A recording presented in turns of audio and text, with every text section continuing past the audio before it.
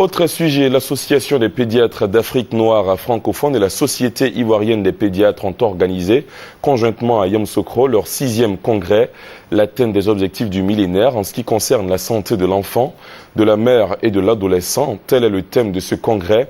Il s'agit pour ces pédiatres de faire le point de la santé de ces personnes vulnérables, nous dit Kwadio Kwame depuis RTI Boaké. Conjointement organisé par l'Association des pédiatres africains et la Société ivoirienne de pédiatrie, ce 6e congrès a regroupé plus de 300 praticiens qui réfléchiront sur la santé de la mère, de l'enfant et celle de l'adolescent à 3 ans de l'échéance de 2015. Le défi à relever est de taille. Il faut donc prévenir ou guérir les maux pour l'épanouissement de ces êtres vulnérables, suggère la présidente du comité scientifique, car les chiffres ne plaident pas en faveur des États africains.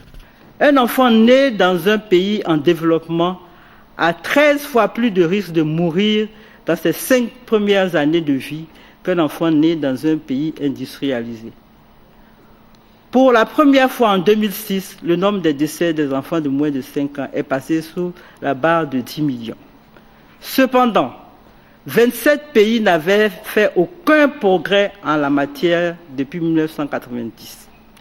Les causes principales de mortalité infantile sont la pneumonie, les diarrhées, le paludisme, la rougeole, des maladies que l'on peut traiter facilement avec des moyens appropriés et prévenir. La consommation du tabac, la sexualité non contrôlée, le paludisme, le sida, les maladies chroniques et l'allaitement maternel sont autant de sujets qui feront l'objet d'attention pour le développement du potentiel dont disposent les adolescents. Face à ce tableau peint en noir, il est impérieux de répondre aux besoins de cette frange de la population. C'est pourquoi Professeur Yomandri Thérèse juge utile d'investir dans la santé de l'adolescent.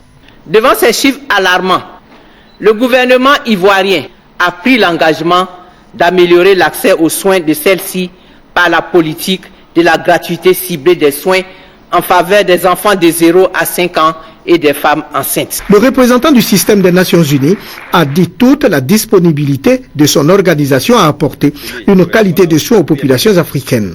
Quand la marraine s'emploiera auprès des députés à voter des lois en faveur du couple mère-enfant. 20 conférences et 150 communications enrichiront ces assises. Autre temps fort de ce congrès, une consultation foraine pour sauver de nombreuses vies des enfants de Yamoussoukro et son arrière-pays.